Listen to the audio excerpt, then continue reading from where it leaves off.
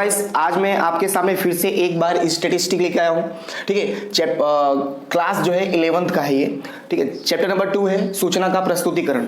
ठीक है, chapter number 2 का पहला वीडियो जो मैंने बनाया था वो पहले वीडियो में मैंने क्वेश्चन नंबर 3 तक करवाया था। ये चौथा करवाने जा रहा हूँ। ठीक है, आपके ही बुक का 2.1 का ये जो है क्वेश्चंस में करवा रहा हूँ 2.1 का। ठीक है, उम्मीद है कि आपको जो ये चैप्टर नंबर 2 का जो वीडियो मैंने पहला बनाया था वो आपको पसंद आया होगा। ठीक है, तो ये वीडियो नंबर 2 बनने जा रहा है, चैप्टर नंबर 2 का वीडियो नंबर 2 बनने जा रहा है। ठीक है, सवाल नंबर 4 आपकी बुक में ये सवाल है। ठीक है, तो यहाँ पे आप देख सकते हो वर्ग दिया हुआ है और आवृत्ति दी हुई है, ऐसा दो यहाँ पे कॉलम दिया हुआ है ऑलरेडी। और आपसे बोला है कि वर्ग लंबाई बताओ और मध्य मूल्य बताओ। ठीक है, तो वर्ग लंबाई और मध्य मूल्य आपको बताना है। वर्ग लंबाई मतलब ये हो गया आपका वर्ग और इनकी लंबाई आपको बतानी है। तो देखो 0 से लेकर 99, 100 से लेकर के 299, 300 से 499, इस तरह से करके दिया हुआ है। ठीक है गाइस, जब भी पहले तो मैं आपको बता दूं, जो ये शुरू में जो 0 है इसे हम कहेंगे ऊर्ध्व आधा द है, ऊर्ध्व सीमा। ठीक है, जो ये 0 है उसे हम क्या कहेंगे, ऊर्ध्व सीमा। ठीक है, और जो ये 99 आपको दिख रहा है इसे आप क्या कहोगे, अधः सीमा। ठीक है, अधः सीमा, इस तरह से। ठीक है, तो ये जो आपका उधः सीमा है, ध्यान से देखना गाइस, जो ये उधः सीमा है और जो ये अधः सीमा है, ये जो अधः सीमा है और ये जो दूसरे वाले का उधः सीमा, ये दोनों सेम होना चाहिए। ठीक है, क्योंकि देखो एक का ही अंतर है। तो जब भी इस तरह से आपको एक का अंतर डिफरेंस देखने को मिलेगा तो आप इसको 100 मान लो। यहाँ पे आप अज्यूम कर लो कि क्या लिखा हुआ है, 100 लिखा हुआ है, यानी यही वाला यहाँ पे है। ठीक है, क्योंकि ये दोनों हमेशा सेम होता है। ठीक है, हमेशा सेम होता है, लेकिन जब एक नंबर का फर्क होगा ना, एक नंबर का, जैसे देखो यहाँ पे भी आप देख सकते हो, ये अधः सीमा और उधः सीमा में आपको एक नंबर का फर्क दिखेगा। ठीक है, इस तरह से जब एक एक नंबर का आपको फर्क दिखेगा तो आप जो है उसमें अगर 99 है तो इसे 100 मान लो, यानी उधः सीमा वाला ही इसे मान लो। ठीक है, तो मैंने अब मान लिया कि भाई ये अब ये 100 है, यहाँ पे ये जो है ये यहाँ पे लिखा है, ऐसा मैंने मान लिया। ठीक है, तो अब 0 से 100 के बीच में कितना अंतर आया, 100 का, तो यही आपका वर्ग लंबाई। अब ये देखो 100 से, अब यहाँ पे आपने इसे क्या माना, 300, तो 100 से 300 के बीच में कितना अंतर है, तो 200। ठीक है, अब यहाँ पे देखो, अब यहाँ पे 300 से अब ये 500, 300 से 500 के बीच में कितना आंसर आया, 200 अंतर जो है।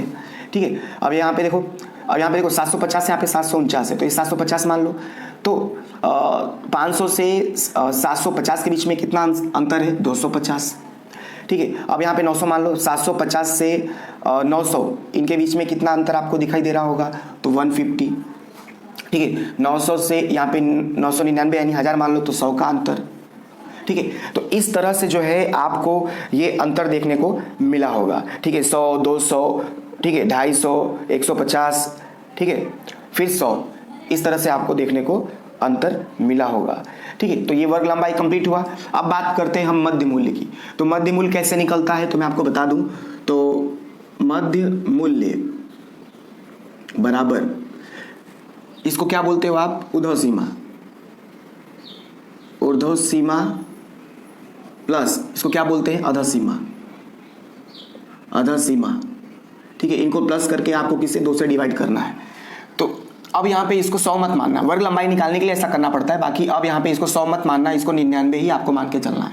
तो 0 + 99 / 2 आप करोगे तब आपको क्या मिलेगा, तब यहाँ पे आपको 49.5 मिलेगा। ठीक है, ये बात आपको याद रखनी है। देखोगे यहाँ पे 49.5, इस तरह से ये सब करते जाना है। ठीक है, तो यहाँ पे ये हो गया 49.5। ठीक है, अब इन दोनों को जोड़ोगे और 2 से भाग दोगे तो ये आपको मिलेगा 199.5। ठीक है, इन दोनों को जोड़ोगे और 2 से भाग दोगे जैसे इसमें आपने किया, तो ये आपको मिलेगा 399.5। ठीक है, अब इन दोनों को जोड़ो और 2 से भाग दो, तब आपको मिलेगा 624.5। ठीक है, अब यहाँ पे इन दोनों को भाग दोगे तो 824.5 मिलेगा। इन दोनों को जोड़ो और 2 से भाग दोगे तब यहाँ पे आपको 949.5 आपको मिलेगा। इस तरह से आपका ये मध्य मूल्य निकला। ठीक है, उम्मीद है कि ये जो चौथा नंबर का आपको मैंने ये सवाल समझाया आपको समझ में आया होगा। ठीक है, अब चलते हैं 5वें नंबर पे। अब हम हमारा जो सवाल नंबर 5 है वो देखते हैं। गाइस सवाल नंबर जो 5 है उसमें दो चीज़ें दी हुई हैं, एक्स आई दिया हुआ है, एफ आई दिया हुआ है। एक्स आई में 0, 1, 2, 3 दिया हुआ है, एफ आई में 140, 110, 120, 130 इस तरह से सवाल दिया है। और इस सवाल में आपसे कहा है कि से कम और से अधिक जो है आवृत्ति वितरण बनाओ, ऐसा बोला है। ठीक है, तो मैंने पहले से यहाँ पे से कम की आवृत्ति वितरण और से अधिक की आवृत्ति वितरण मैंने दोनों पहले से तैयार कर दिया है। ठीक है, जिससे कि हमारा समय जो है बच सके। तो इसके लिए अब जो है ध्यान से अब सुनना मेरी बात। तो सबसे पहले जो है इसमें क्या है, एक्स आई जो है एक्स आई का कॉलम बनेगा, उसके बाद से कम संचयी आवृत्ति का योग का कॉलम बनेगा, फिर सी एफ आई का। सवाल में हमें से अधिक से कम का संचयी आवृत्ति बनाने को बोला है। ठीक है, से कम का और से अधिक का संचयी आवृत्ति बनाने को बोला है। मैंने दोनों का टेबल तैयार कर दिया है। ठीक है, एक एक्स आई का, एक योग का, एक सी एफ आई का। एक्स आई का, योग का, सी एफ आई का दोनों में टेबल इस तरह से बनेगा। तो एक्स आई में देखो 0, 1, 2, 3 मैंने लिख दिया है। ठीक है, से कम है ना, तो सबसे पहले जो है याद रहे एक्स आई वाला, अगर वर्ग वाला होता तो मैं यहाँ पे पहले 0 लिखता, लेकिन ये वर्ग वाला नहीं है, एक्स आई वाला है।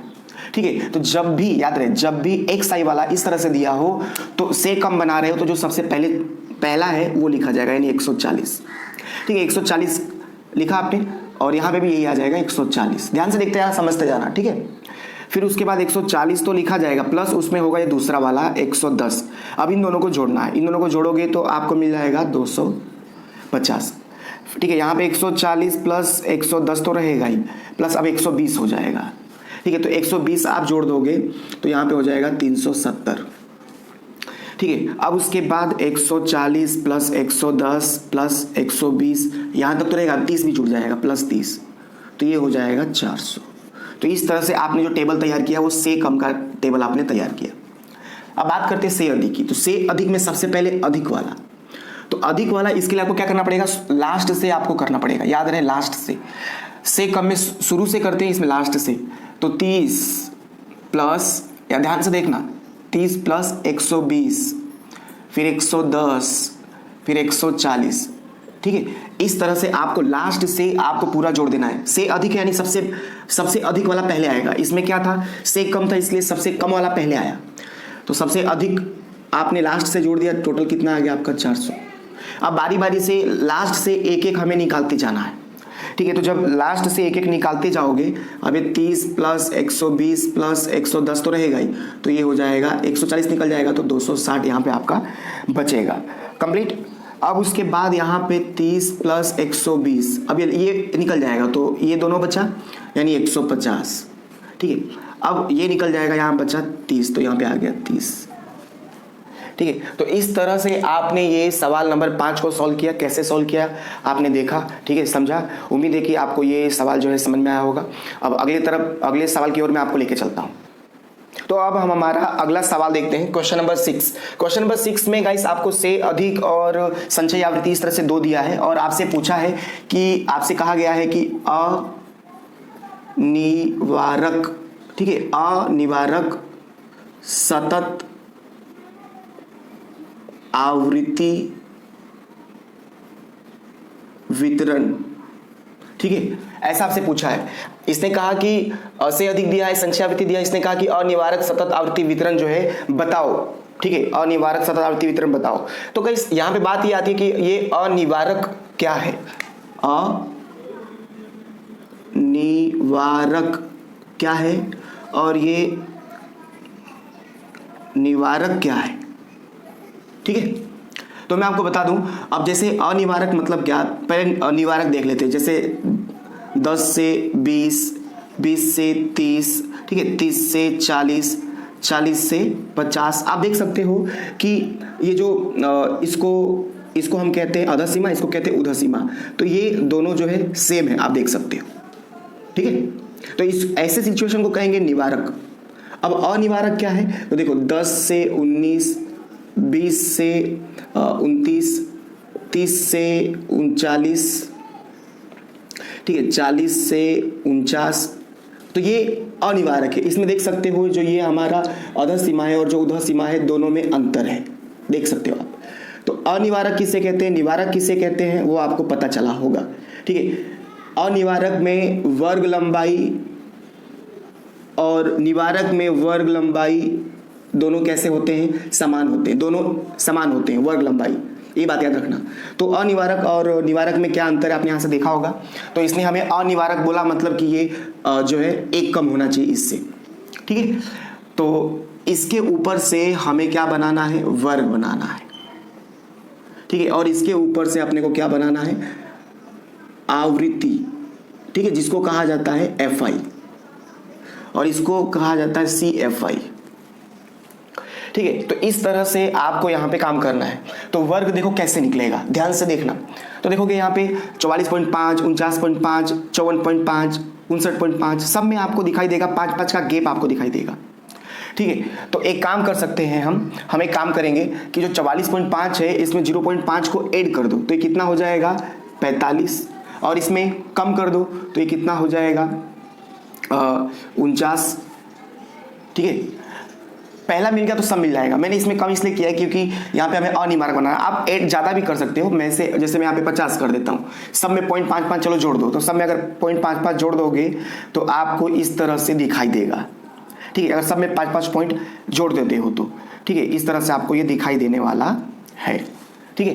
तो अगर मैं 45 से 50 ऐसा वर्ग बनाऊं, 45 से 50, 50 से 55, तो क्या होगा, इस तरह से बनेगा, निवारक बन जाएगा। हमें अनिवारक बनाना है, तो मैं यहाँ पे 45 से 50 की जगह पे मैं क्या लिखूंगा 49, ठीक है। और यहाँ पे आ जाएगा 50 से 5-5 का अंतर करना है, 50 से यहाँ पे आ जाएगा 54, ठीक है। और यहाँ पे आ जाएगा 55 से यहाँ पे आ जाएगा 55 से 59, यहाँ पे 60 से आ जाएगा 64, ठीक है। और यहाँ पे 65 से आ जाएगा 69, यहाँ पे 70 से आ जाएगा 74, और यहाँ पे 75 से आ जाएगा 79, ठीक है। एक छूट जाएगा, ये नहीं बनेगा क्योंकि जो संचयी आवृत्ति होता है उसमें जीरो हम खुद ऐड करते हैं, ठीक है। जब संचयी आवृत्ति मैंने सिखाया होगा तो उसमें मैंने आपको बताया होगा कि ये जो एक लाइन है ये हम खुद एक्स्ट्रा लिखते हैं, ठीक है। तो ये इस तरह से बना। अब FI देखो कैसे निकलेगा, 500 में से 470 माइनस करो तो यहाँ पे बच गया 30, ठीक है। उसके बाद आपको यहाँ पे अब ये माइनस करोगे तो आपको यहाँ पे बच जाएगा 80, ये माइनस करोगे तो यहाँ पे बच जाएगा आपको 100, ठीक है। तो इस तरह से अब इसमें से ये माइनस करोगे तो यहाँ बच जाएगा 50, ठीक है। फिर उसके बाद इसमें से ये माइनस करोगे तो माइनस करने के बाद यहाँ पे आपको बच जाएगा 150, ठीक है। अब इसमें से ये माइनस करोगे तो यहाँ पे बच जाएगा आपका 80, इसमें से माइनस करोगे तो बच जाएगा 0, ठीक है। ऊपर वाले में से नीचे वाले को माइनस करते जाना और ये हो गया डैश। तो इस तरह से आपका आवृत्ति जो है तैयार हो गया, ठीक है। उम्मीद है कि ये जो 6 नंबर का सवाल है आपको समझ में आया होगा, ठीक है। अब मैं इसके अगले वीडियो में मैं आपसे मिलूंगा। गाइस मैं आपसे एक रिक्वेस्ट करना चाहता हूँ कि ये ज़्यादा से ज़्यादा वीडियो जो है शेयर करें, ठीक है। अगर आपने यहाँ तक देखा है तो ज़रूर आप जो है आपको ये वीडियो पसंद आया होगा तो इसे लाइक शेयर सब्सक्राइब जरूर करें और दूसरे से भी करवाएं। Thank you.